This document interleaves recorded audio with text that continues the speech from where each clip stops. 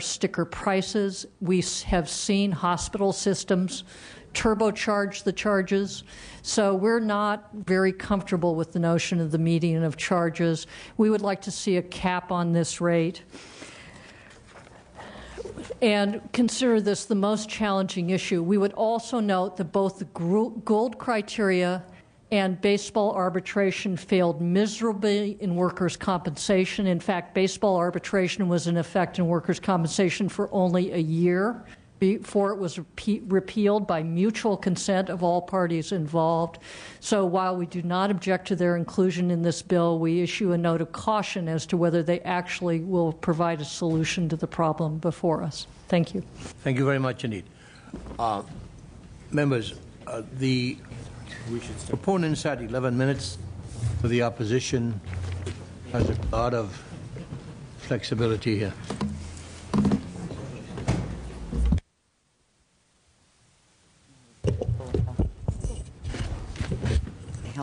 Hawkins, you may proceed.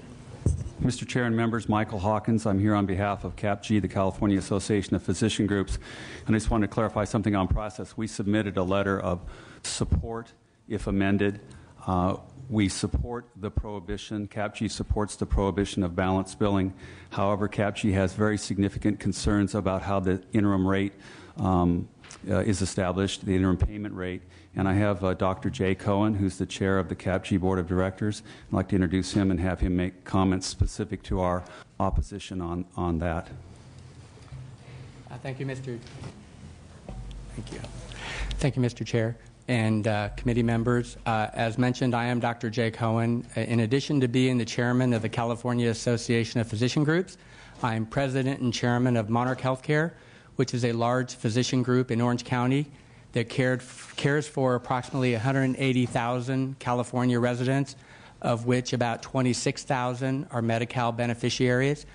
In addition to those roles, I'm also a board-certified emergency physician.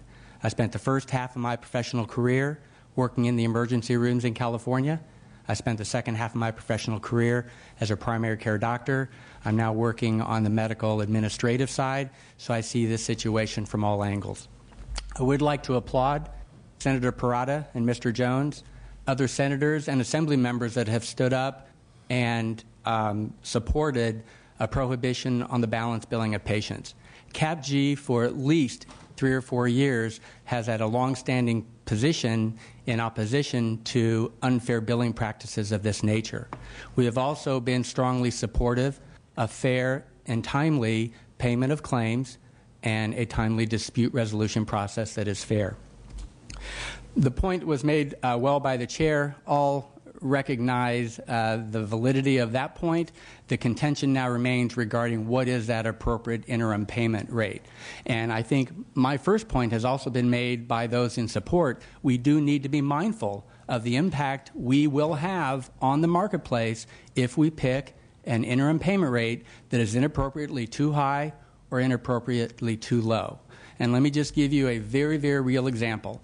If I'm an emergency room doctor that has agreed to contract in a local community where the contract rate for services that the doctors that have banded together to work collaboratively to offer an affordable product to California HMO patients, and I've agreed to work at this rate, and then there is a legislation that's passed that sets an interim payment standard twice that, what am I going to do?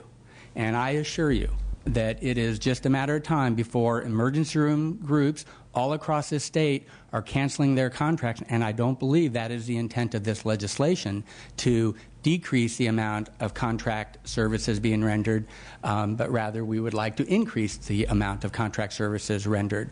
The net effect of those contract cancellations will in fact be increased healthcare costs. As was pointed out earlier by Mr. Gaines, those increased healthcare costs very quickly will translate into increased insurance premiums. Everybody here, I think, understands the direct correlation between increasing insurance premiums and increased number of uninsured as healthcare becomes ever less affordable for those that are purchasing those products. What we have done in California is unique and extraordinarily valuable for the citizens of this state. We as doctors have banded together and said, look, we want to be paid fair and reasonably for the services we render. So we have banded together and said, but we want to do that in a manner that is indeed still affordable for the consumers in the communities where we live and serve. So in the coordinated care organized medical group model, like Monarch Healthcare, who I represent, and Beaver Medical Group, some of you may be familiar with, or Brown and Tolan, or Sharp Reese Steele in San Diego, Healthcare Partners in LA. So those large organized physician groups have banded together and said, we want to pay fair and reasonably to the professionals for doing hard work, but we want to keep it affordable. And if we put forth an interim payment rate that disrupts that equilibrium that has been struck within those physician communities. The question was raised and the wrong answer was given. The question asked was, where does that delta go between that which the health plans pay to emergency room physicians when the contract is direct and that which is paid by the organized medical groups?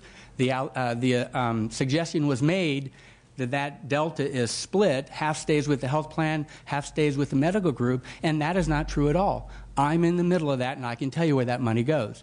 It goes to delivering health care. Those monies go to primary care doctors, pediatricians, family doctors, endocrinologists, vascular surgeons, neurosurgeons, cardiologists, on down the line. What's happening here is one subset of physicians is saying, we don't want to play in that sandbox. What we would rather do is go around that coordinated care delivery system of doctors working together collaboratively. We want to contract directly with the health plans. By the way, the doctors in the organized medical groups, when they contract directly with health plans for PPO products, they get crazy rates too. They get numbers that are high like that as well. But what we've elected to do is work together to pay fair and reasonable rates for professional services while delivering an affordable product. So in conclusion, CAPG is strongly supportive and has been for years on the prohibition of balanced billing, on fair, reasonable, and timely payment of claims and dispute resolution, but we've got to be mindful that if we set an interim payment rate that is artificially high relative to what's reality in the marketplace, there will be contract cancellations, and that's why the proposal that has been put forth by CAPG of an average contract rate paid locally in a given community to similar providers of comparable qualification for comparable services is a very, very reasonable interim payment. Those are numbers that doctors in those various communities have agreed to. One more point that I'd like to make, and then I'll stop. We need to be very, very clear how diverse this state is. There are geographic areas in this state where the going rate for professional services may be as low in the marketplace, maybe as low as 80%, 90%, 100, 110% of Medicare. That may be the market. There are other places in this state, I will acknowledge, where the going rate for professional services is 150, 175, 200, even 250% of Medicare. It's a very diverse state. So if you pick a number, and the number that currently is in this legislation is in the vicinity of 300% of Medicare, if you pick a number, whatever the number you pick is, it's going to be wrong for some community, whether it's one of those communities where the real rate is 100 to 120% of Medicare, or if you pick a number like that, then it's going to be wrong for those communities where the rate's 150, 175. So we've got to be very, very careful. That's why we advocate the average contract rate. And with that, I'll conclude. And thank you so much.